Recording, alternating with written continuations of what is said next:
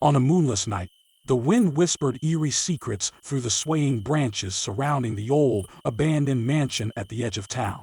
The locals had long believed it to be cursed, shrouded in tales of restless spirits and malevolent forces. Despite the warnings, my friends and I, driven by a blend of youthful bravado and insatiable curiosity, decided to challenge the legends and explore the depths of our courage.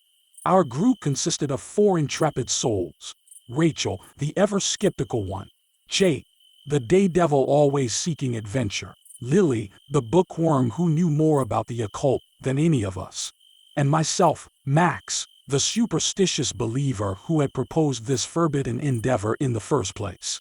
We had convened in Jake's dimly lit basement, armed with candles, an old Ouija board, and a sheet of paper with yes and no inscribed upon it, meticulously arranged in the formation of the infamous Charlie Charlie game.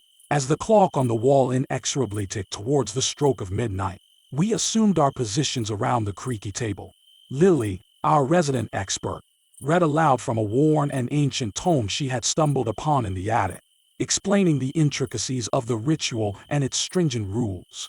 She emphasized the necessity of following each directive precisely. "Charlie, Charlie," we chanted in unison, our voices quivering with anticipation. "Are you here?" For a moment, nothing happened. The room grew heavy with anticipation, and I could feel my heart pounding in my chest. Just as doubt began to creep in, the candles flickered, and a chilling draft swept through the basement. The paper on the table moved, slowly pointing to yes. Nervous laughter erupted, but it quickly dissolved as the gravity of the situation became evident. We were no longer in control. The Ouija board spelled out cryptic messages, and the atmosphere grew colder with every passing second.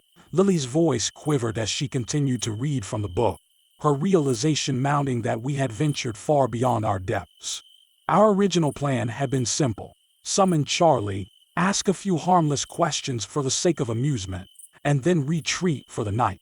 However, Charlie had a different agenda. The candles extinguished themselves, plunging the room into absolute darkness. Panic set in, and our pleas for assistance fell on deaf ears. The only light source emanated from the faint moonlight trickling through a cracked window, casting eerie, elongated shadows on the damp walls. In the silence, we discerned faint whispers, as though an ensemble of lost souls lamented their fate. A feeling of dread descended upon us, chilling our bones. Jake, standing beside me, quaked as he stammered, "Charlie, what do you want?" The Ouija board responded with a single, sinister word: escape. Terror coursed through us as we realized we had inadvertently summoned a malevolent entity. Desperation consumed us as we struggled to reach the basement door, but it remained obstinately sealed, as if the very house conspired with Charlie to imprison us. Time ceased to have meaning as we scoured for an escape route. The whispers grew louder, our flashlights flickered and extinguished one by one, and Rachel swore she felt icy fingers brush against her neck. Lily insisted she saw shadowy figures lurking in the corners. In the pitch-black darkness, we huddled together, murmuring desperate pleas for liberation. But Charlie was unrelenting, tormenting us with visions of our deepest fears and past regrets. Hours passed, or perhaps it was mere minutes. Time had lost its coherence. Finally, as the first rays of dawn filtered through the windows, the basement door creaked open, freeing us from our living nightmare.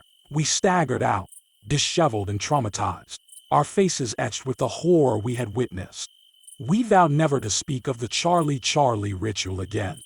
Yet the horror of that dreadful night would forever haunt our dreams, a stark reminder that some enigmas are best left unsolved, and some games are simply too perilous to entertain.